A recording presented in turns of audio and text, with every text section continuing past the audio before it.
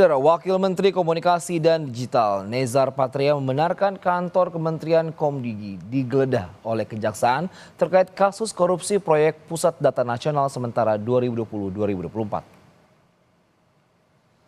Nezar mengaku tidak tahu menahu soal kasus tersebut meski ia sudah menjabat sebagai Wakil Menteri sejak tahun 2023. Nezar pun enggan berkomentar lebih jauh soal penggeledahan tersebut dan meminta awak media bertanya kepada pihak Kejaksaan Negeri Jakarta Pusat. Hari ini Pak ada penggeledahan Pak sama Kejari Jakpus Pak, PDNS Pak, Ya, soal kita pengadaan serahkan PDNS. aja ke proses hukum ya. Karena itu kan terkait dengan kasus PDNS dan itu follow up-nya. Jadi ya kita serahkan pada proses hukum.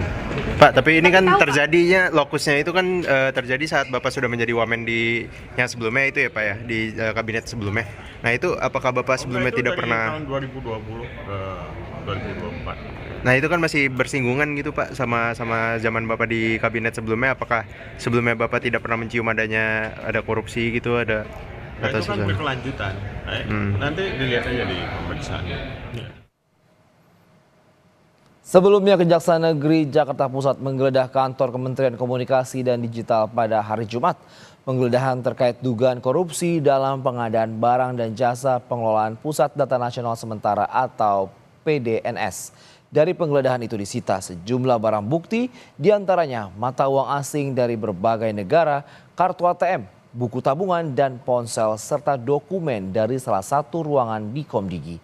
Penggeledahan ini dilakukan terkait dugaan korupsi dalam pengadaan barang dan jasa pengelolaan Pusat Data Nasional Sementara atau PDNS.